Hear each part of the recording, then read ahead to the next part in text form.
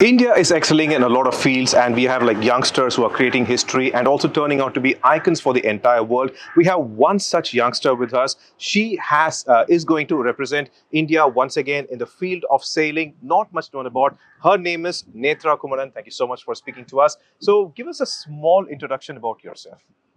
Hi, thank you so much for having me. My name is Nethra Kumanan. I'm from Chennai. I was born and brought up here. I've lived here all my life.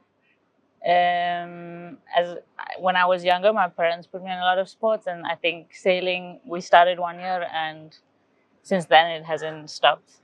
So, Netra, sailing is something like India is known for cricket. We know about chess and everything, but sailing is something like where not much people are aware about. So, can you give us a small intro for people who would like to know about it?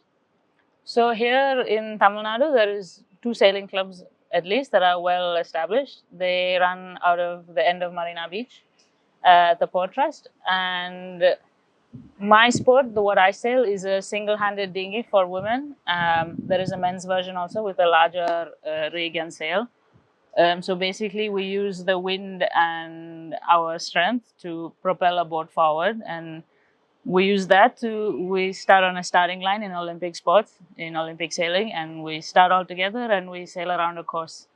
And who finishes first takes the win. And is this your second time representing India? Yes, so it's the second time I qualified for the Olympics. The first time was in Tokyo last time, and now I will go to Paris. And how did that happen? I sailed well. No, the last Olympic qualification was an Asian spot, and it happened 2 months before the games, 3 months, and I took a month off. There, the target was more to qualify, and now I'm in a place where I believe I can perform at an event like the Olympics. So I'm going to go there, and because I have the experience of an Olympic Games, so now I can separate that and enjoy that, and try to get as much attention on the sport as possible in our country, and on the other side, perform at my sport. And like inspiration, you're going to become an inspiration for like a lot of young people who wishes to also take sailing in particular. You have anything to tell for them? What should they be aware of? What kind of training should they go if they wish to become excel in sailing? I think it's more accessible than you think. It's way less scary than you think. You don't need to know how to swim. You can go sailing. It's not a problem at all. You just need to head over to the sailing club, ask for for a camp, and they're going to teach you how to sail. They're going to, within a week, you're going to know how to sail on your own, go out to sea, and enjoy the ocean. I'm going to ask you this question because like your fans are going to know it anyway. When you sail, what does go through your mind? Right now, it depends, because now in the qualification event, there was a lot of, okay, this is the time, you have to do it now, But no, normally it is just you kind of enjoying the ocean, you're enjoying how your boat moves through the water, you're enjoying the weather, the wind in your face, in your hair, as they say, and quite literally. So it's something that everyone should try, everyone should experience for sure once in their life. And like when it comes to sailing and this particular sport that you mentioned currently, the way the course and everything goes out, the kind of like point system, can you give us a small explanation how that works? So within an event, even at the Olympics, there is 10 races in a week. It runs over 5 to 6 days. It's 2 races per day or three sometimes, and each race is around an hour. And it's not distance or anything. They just try to set up marks that you sail around, you race around, and they aim for around an hour for our class at least. How difficult is it to just go through one course? The kind of strength you require? It depends on how windy it is. When it's stronger wind, it's obviously harder physically. But other than that, I think because it's quite an endurance sport, it's an hour-long race at least, and it's twice a day. So the stronger you are, the easier it is. And the stronger you are, the more conditioned you are, the more decision-making gets easier as well. So in that sense, it's very important. Decision making in particular, like what is the kind of time period you will get to make a small decision, and what kind of difference does it make in the long course? I mean, within a race, there's hundreds of decisions you got to make, and you can still make mistakes. You just got to make less mistakes than the competitors. So sometimes you have a millisecond because it's a lot of boats together, and sometimes you have 2 minutes because it's light wind, everything is slow. It just depends.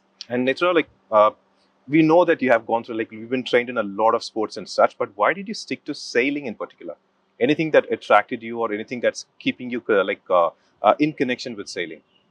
Oh, as a kid, I tried a lot of things, a lot of different sports, a lot of activities. I was doing Bharatanatyam, classical music, piano, martial arts, and I think sailing was the one that kind of stuck because it was the one I enjoyed the most, the one that was the most interesting, the most out there, the most different thing that I've ever tried. So the fact that we get to race and do it every day is, I'm very, very lucky. So, And like, what kind of support did you get from your sponsors, or like, how can any aspiring sports star can go ahead and looking for such kind of sponsors?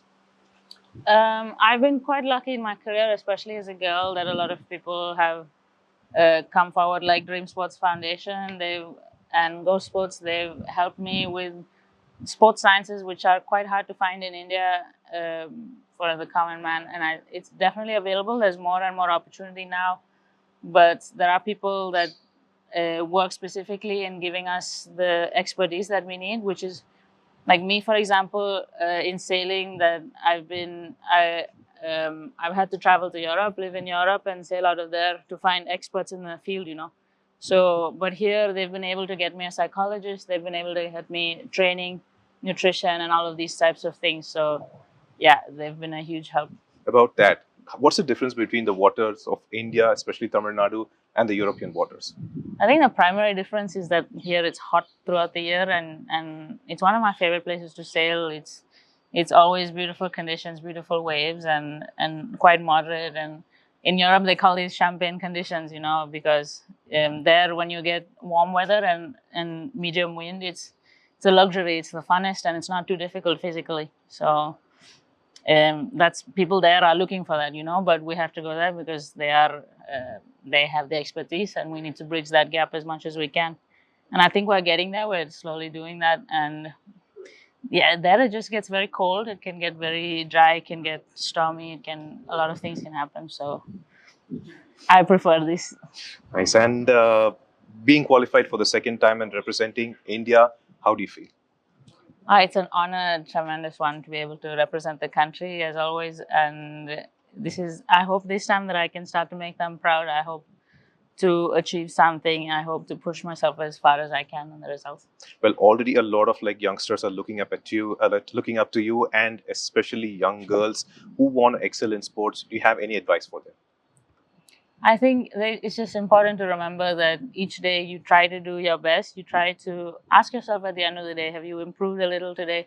I think someone said that way before me, for sure. But just make sure that at the end of each day, you can say you improve one little thing, like the 1.1%. And at the end of a year, at the end of 10 years, you're going to have a career to look back on, So I think just to never give up, to go for everything, give everything, and be patient, and whatever you want to happen, you can make it happen. Well, thank you so much, Nethra. That is Nethra Thank Kumanan, you. who is actually representing India in the sailing competition at Paris for the second time, and we wish her all luck.